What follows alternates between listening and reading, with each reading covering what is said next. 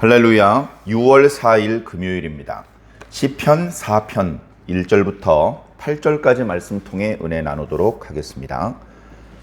내 의의 하나님이여, 내가 부를 때에 응답하소서. 곤란 중에 나를 너그럽게 하셨사오니 내게 은혜를 베푸사 나의 기도를 들으소서. 인생들아, 어느 때까지 나의 영광을 바꾸어 욕되게 하며 헛된 일을 좋아하고 거짓을 구하려는가?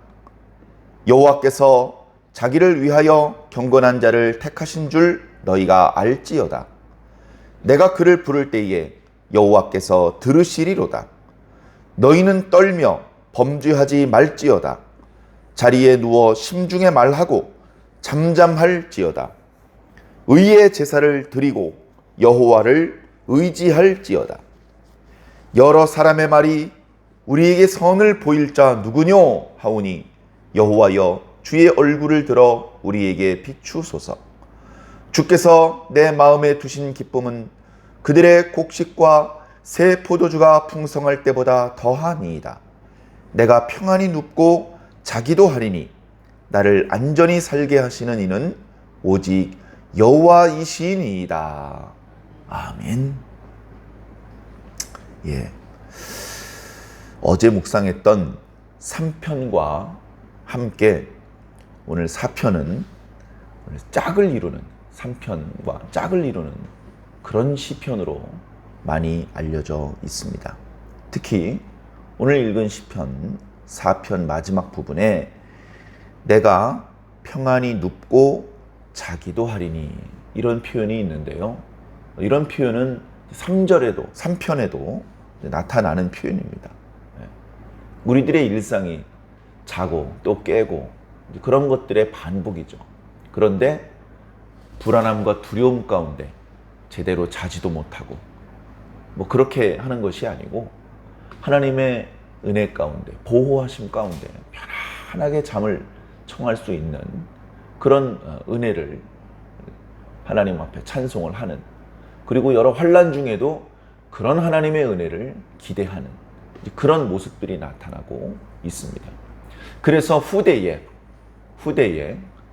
시편 3편은 아침에 드리는 기도, 시편 4편은 저녁에 드리는 기도로 교회에서 그렇게 사용을 했을 정도로 우리들의 일상, 우리 의인들, 우리 성도들 일상 중에 많은 악인들, 죄인들, 오만한 자들, 세상 지도자들, 또 의인들을 괴롭히는 여러 교만한 사람들, 그런 사람들에게 둘러싸여서 마음으로 근심하고 또 여러 가지로 고통을 당할 수밖에 없는 그런 의인들이 하나님의 도와주심을 간청하고 하나님의 도와주심을 확신하면서 하나님을 고백하고, 그리고 그렇게 의인들을 괴롭히고 있는 그 악인들의 결과가 어떻게 될지 그것을 선언하고 그 악인들을 향하여 명령을 내리는 그런 모습들이 나타나고 있습니다. 어제 말씀드렸던 것처럼 오늘 시편도 개인 탄원시인데요. 부름, 우리를 구원해 주실 수 있고 도와주실 수 있는 하나님을 부르는 것, 그 하나님께 우리가 지금 어떤 상황에 처해져 있는지, 얼마나 고통스러운지 말씀드리는 탄식, 그리고 그런 고통으로부터 건져주시옵소서.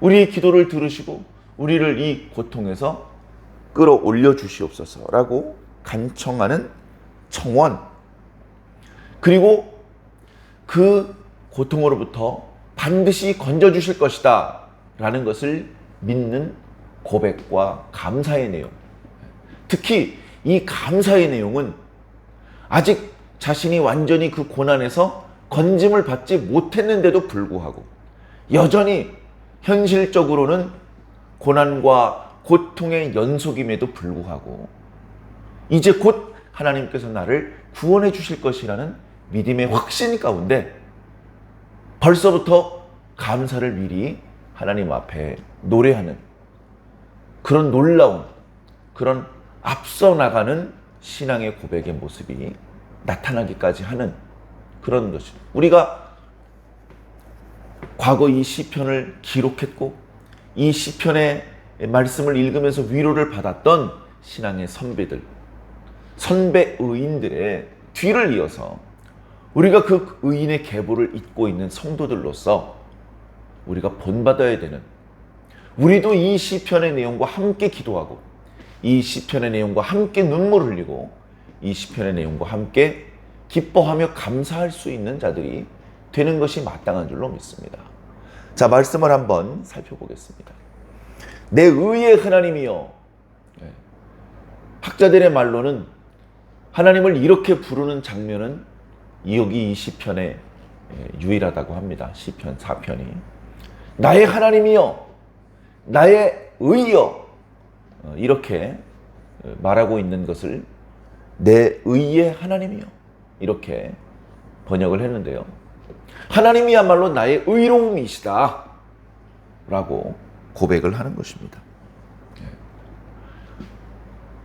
우리가 육체를 입고 이 땅에 살고 있기 때문에 아쉬운 것이 많고 필요한 것들이 많은데요. 돈도 필요하고 건강도 필요하고. 그런데 하나님께서 돈을 주지 않으시고 건강을 주지 않으시고 하나님을 주십니다. 뭐예요? 제가 달라는 게, 제가 원하는 게 아니었잖아요. 깨달음이 둔하면 그런 어리석은 말을 할 수 있을지도 모르겠습니다만 하나님을 얻으면 다 얻는 것입니다. 하나님을 통해서 모든 것이 오기 때문에 그렇습니다. 하나님이요. 하나님이 나의 의로우십니다. 저의 결백의 증거이십니다. 내가 부를 때에 응답하소서.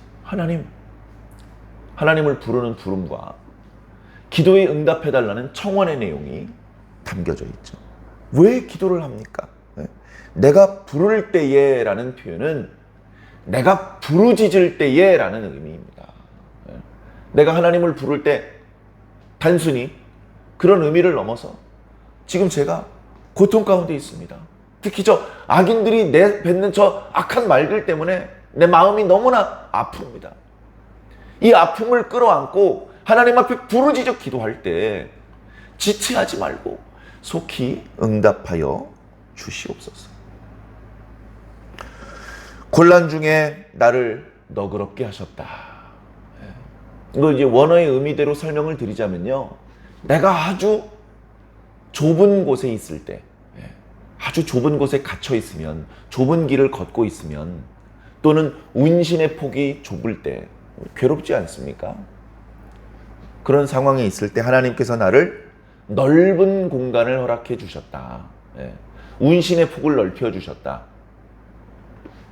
하나님께서 그렇게 다양한 방법으로 당신의 의인들의 기도를 들으시고 도와주시는 것이죠.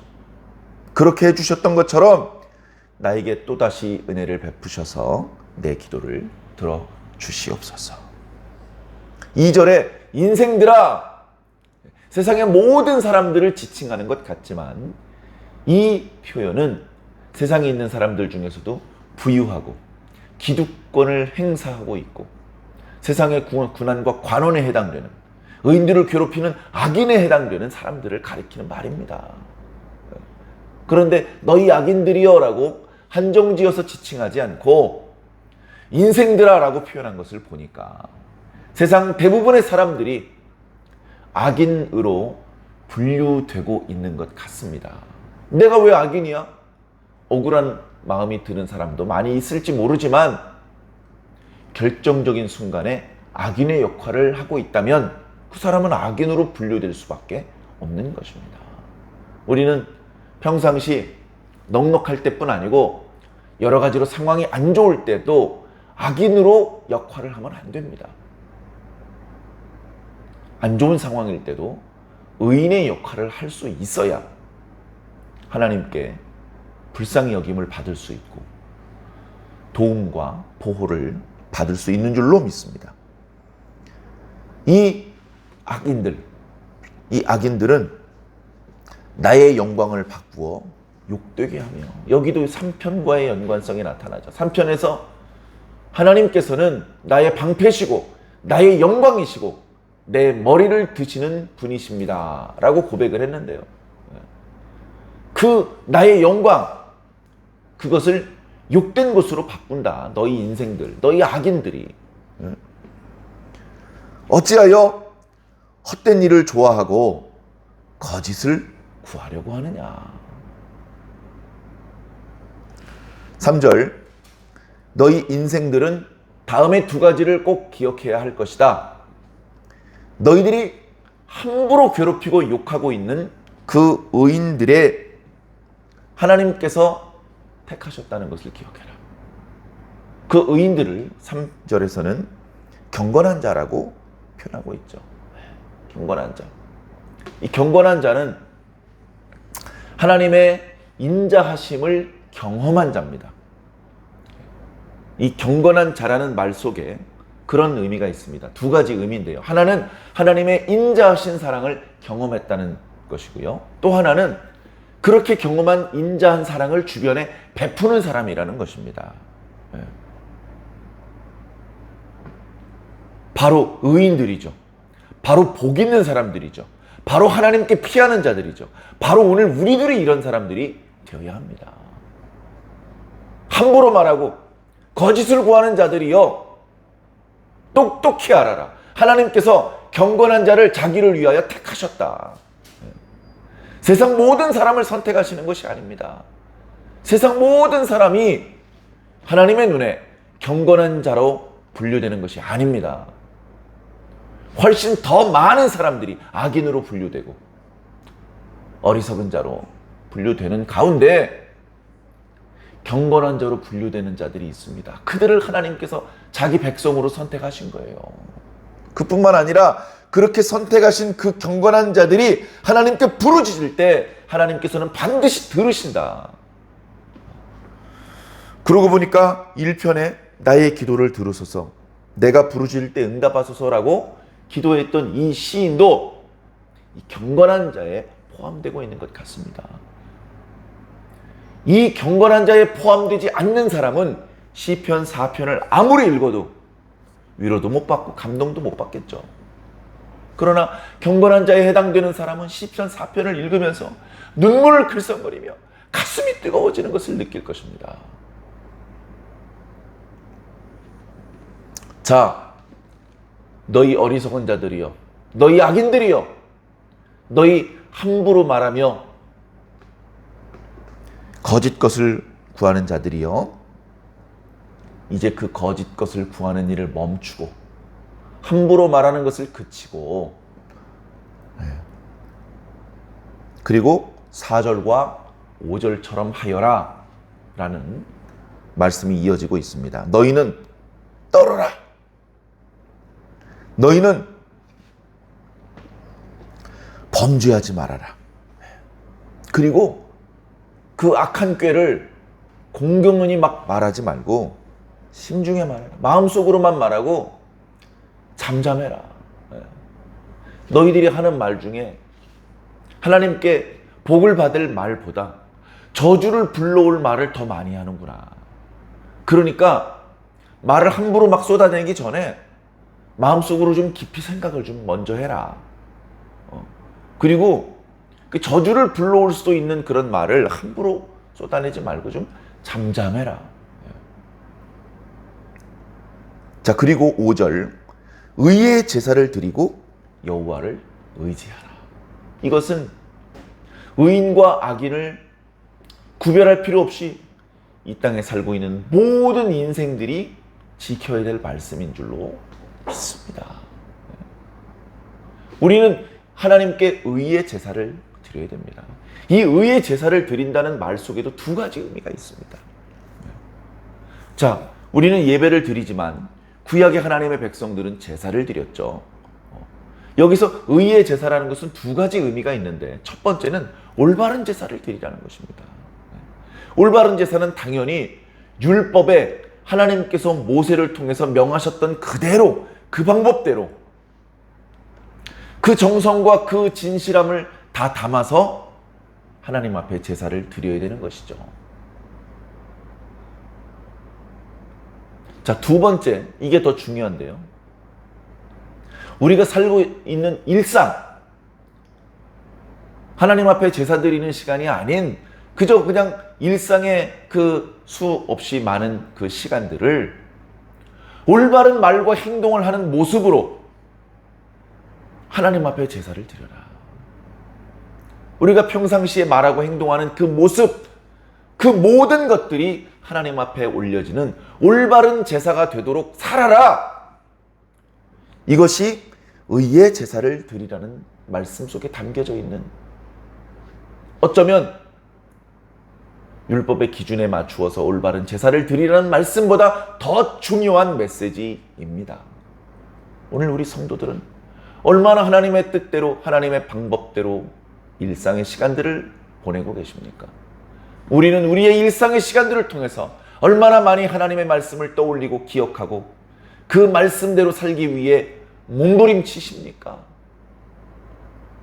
사랑하는 성도 여러분, 하나님 앞에 의로운 제사를 드리시기를 간절히 축원합니다. 그리고 그렇게 의로운 제사를 드리는 것이 바로 하나님을 의지하는 것입니다. 하나님을 의지하는 것입니다. 자, 6절에 여러 사람의 말이 악인들입니다. 뭐라고 말합니까? 우리에게 선을 보일 자 누구뇨? 그런 자는 없다. 하나님도 우리의 삶 가운데 개입하고 그런 거 없고 이 땅에도 의인 따위는 존재하지 않는다. 자기가 의인이 아니면 그냥 그게 다 끝인가요? 함부로 말을 하는 겁니다. 그런데도 불구하고. 자, 그러나 그들은 여전히 잠잠하지 못하고 함부로 말하고 있지만 하나님께서는 당신의 얼굴을 들어 우리에게 비추어 주시옵소서.